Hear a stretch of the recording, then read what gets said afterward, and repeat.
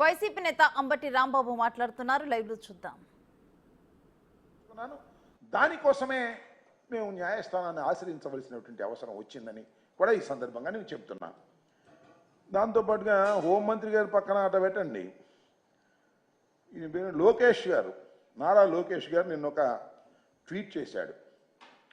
Z+ భద్రత ఉన్నా ఇంకా ఆ అభద్రత ఎందుకు జగన్? Z+ భద్రత ఉన్నా ఇంకా అభద్రత ఎందుకు జగన్? దాని ఏమంటే ఇప్పుడు జగన్కున్న భద్రత ఎంత అంటే Z+ భద్రత 58 మందితో సెక్యూరిటీ, 2 ఎస్కాట్ బృందాలు, 10 మంది సాయుధ గార్డులతో భద్రత, కాన్వాయ్లో 2 అత్యాధునిక ల్యాండ్ క్రూయిజులు, బుల్లెట్ ప్రూఫ్లు. చూడండి, ఆయన నిన్న ట్వీట్ చేశాడు.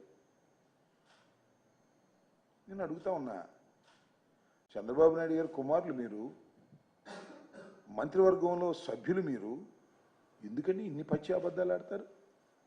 ఇది ధర్మమేనా? లోకేష్ గారు, మీకు ఇంకా బుర్ర వికసించినట్టుగా అనిపిస్తుంది. నిక్కర్లు వేసుకుని గోలీకాయలు ఆడుకునే పద్ధతుల్లో మీరు మాట్లాడుతున్నారు.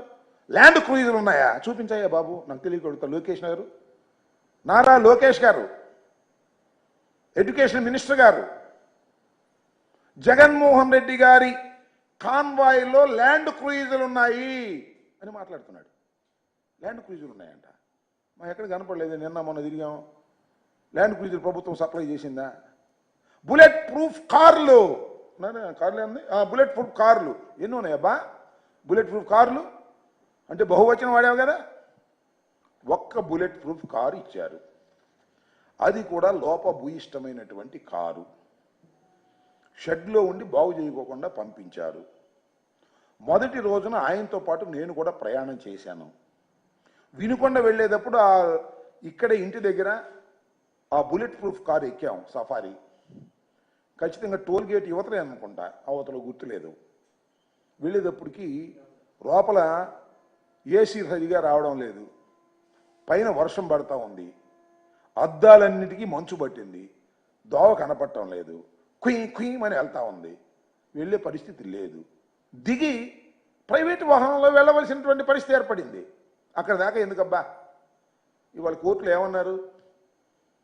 మీ న్యాయవాదే, ప్రభుత్వం తరపున న్యాయవాదే, ఏమండి ఆ కారు బాగోలేదు మాట నిజమేను, స్పేర్ పార్ట్స్కి ఆర్డర్ ఇచ్చాము, అవి వచ్చేదాకా కొత్త కారు పంపిస్తాం అన్నారు. ఏంది నారా లోకేష్ గారు, మీరు మాట్లాడే మాటలు, మీరు చేసే ట్వీట్లు, ఏం మాట్లాడారు మీరు? ఏం అంటున్నారు మీరు? ఇది బుల్లెట్ ప్రూఫ్ కార్లు అంట.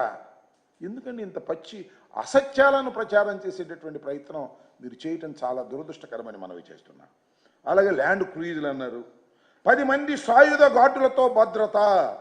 అయ్యా, 10 మంది సాయుధ గార్డులతో భద్రత జగన్మోహన్ రెడ్డి గారు ఎమ్మట ఉండేది ఇద్దరు, 10 మంది కాదు. మీరు కేటాయిస్తే కేటాయించుండవచ్చు, వాళ్ళందరూ గార్డులు చుట్టుపక్కల ఉంటారు, ఇంటి చుట్టూరా. ఆయన వెంట ఎక్కడికన్నా వెళితే 2 మాత్రమే సెక్యూరిటీ ఆఫీసర్స్ ఉంటారు. మీరు ఏర్పాటు చేసినటువంటి విధానం అది. ఈ విషయాన్ని మీరు గమనించాలని మనం. మీకైతే మాత్రం చాలా భద్రత కావాలి, జగన్మోహన్ రెడ్డి గారికి అయితే మాత్రం భద్రత అవసరం లేదు అనేటువంటి పద్ధతుల్లో మీరు వ్యవహరిస్తున్నారు. నేను ఒకటి మనవి చేస్తా.